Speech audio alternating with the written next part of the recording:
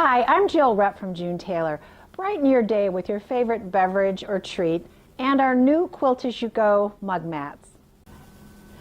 Quilt As You Go mug mats come with 7 different patterns that are all pre-printed on our 80/20 cotton batting. You will also get 7 different statements included in the kit printed on 100% cotton. In addition to that, you're going to get full instructions for the 7 different mug mats, all color-coded. And they come in 3 different themes: spiritual, uplifting, and quilty fun. So you can have a new mug mat for every day of the week, or you can make 7 of them for your friends. The mug mat designs are adorable, easy to sew, very simple, and with Quilt As You Go, as you sew the top of the mug mat, you automatically quilt the back of it as well. So let's get started and show you how Quilt As You Go mug mats work. Each kit contains 7 different mug mat patterns printed on our 80/20 cotton batting. You will also get a sheet of statement blocks, and there are 7 different statements, each sized perfectly for the patterns that we give you in the enclosed instruction sheet. Everything is color-coded and very easy to follow. We're going to showcase our cozy cabin mug mat design today. It's super easy with only 7 seams to complete. So we start out by cutting each mug mat pattern out of the batting, leaving a 1/2 inch on each side of the design so that when we cut out our mug mats, they look like this. Then we're going to cut our backing, which is a little bit larger, 9.5 by 11.5. Our next step is to secure the backing to the batting, wrong sides together. To do this, we can either pin these 2 together, or we can use June Taylor's quilt basting spray. This is a quick and easy way to secure the cotton batting to the backing. We always spray the batting and then secure the backing. What Quilt As You Go really means is we're going to be sewing on the top side of our quilt sandwich all the way through the batting and the backing. So as you sew the top, you're automatically quilting all the way through to the back to have one complete finished sample. We refer to our instructions and we cut all the pieces out according to what it tells us. The reason we started with this is we have a mistake on this cozy cabin mug mat design. On our first piece that we cut, which is piece number 2, it should be 1.5 by 4.5 inches.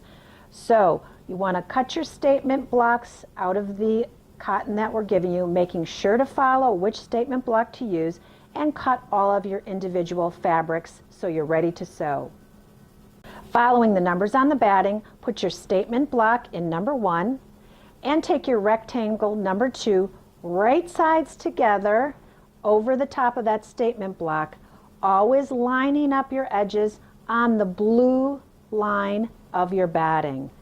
When this is complete, you're going to sew in a 1/4 inch seam allowance. I've got that done here. I've sewn in a 1/4 inch. You're going to flip this up and it should line up with the blue line right on the mat. This is where you want to finger press this seam open, not press it with an iron. Then you're going to find number 3, which is another rectangle, right sides together along the edge of what you've just sewn and following the blue line on the batting. You're going to sew this in a 1/4 inch seam allowance. And I've got that done here. I've sewn along here. I'm going to flip that open. We're going to continue on in this same manner. It's always a good idea to pin as you sew because it keeps everything in place. I'm ready to do my last rectangle, right sides together along here, and I'm going to sew in a 1/4 inch seam allowance, flip it open, and finger press. After I finger press this last seam, my block is now complete and I can press the entire face of my block with an iron. After that, it's as simple as trimming your blocks, following along the outside edges of each side of the block. And you can use the little notches that we have printed on here to help line up your ruler from one side to the other. You're going to trim all 4 sides and simply bind your mug mat. If you do not know how to bind, refer to our instructions where it says binding mug mats, and we'll help you walk through that last step of the process. And there you are with your completed mug mat. 2 of the 7 mug mat patterns have dotted lines on them. When you see a dotted line, it means something needs to be pre-pieced before that piece goes into the mug mat. What we're going to do today is show you how to make flying geese block. So following the directions, we're going to cut our squares and our rectangles. On the back of the square, we're going to draw a diagonal line from corner to corner. Then, right sides together, we're going to put that square onto our rectangle, line it up, and we're going to sew right on that dotted line. And I've done that here. These are now sewn. We're going to trim this to 1/4 inch. So it looks like this, and then we're actually going to flip this and we're going to press that seam open with an iron. We'll then take our next square that has our diagonal line on, and we will attach it to the other side of our rectangle, and we will sew down that same diagonal line. Here is our sewing. Now we're going to trim that, which looks like this, and we'll flip this up, press it open with an iron. Once we're pressed open, this is what our flying geese block will look like.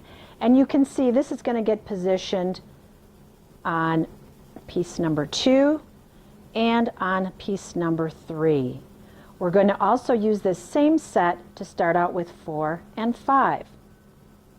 So block number 4 starts out with this, and we're going to add 2 squares to it. So you're going to take another one of your squares, right sides together like this, and sew in 1/4 inch seam allowance.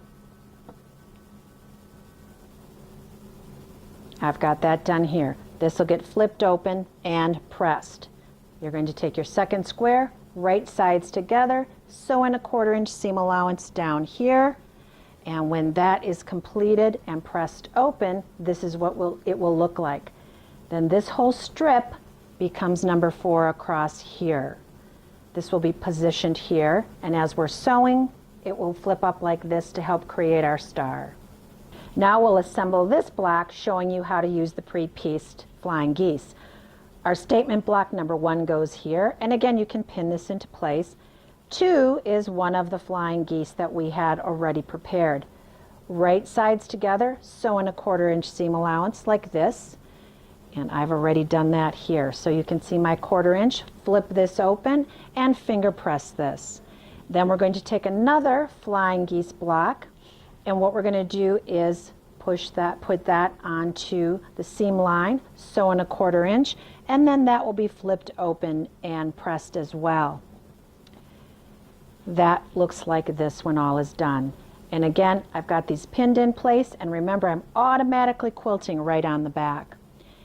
Now take your blocks 4 and 5 that you have pre-assembled, and with right sides together, we're going to sew, flip up, and again, right sides together, sew along here and flip down. Last, we'll be adding our 2 borders pieces, which go along each right and left side, sewing that in 1/4 inch and flipping open. When this is all completed, we're going to trim around the edge of our block, following the outside lines of the batting. And you can see the little notch in here helps you guide your ruler to trim around all 4 sides. And then the last step is to do the binding. If you don't know how to do the binding, we have binding mug mat instructions right in your kits. Quilt As You Go mug mats are easy and fast. They're also great for beginners. So dig into your stash of fabrics, add a Quilt As You Go mug mat kit, and you can make 7 for yourself, 1 new one for each day of the week, or you can give them away to 7 different people as gifts. They come in 3 different designs again, which is our Quilty Fun designs, our spiritual designs, or we also have our uplifting designs. Make someone's day better with Quilt As You Go mug mats.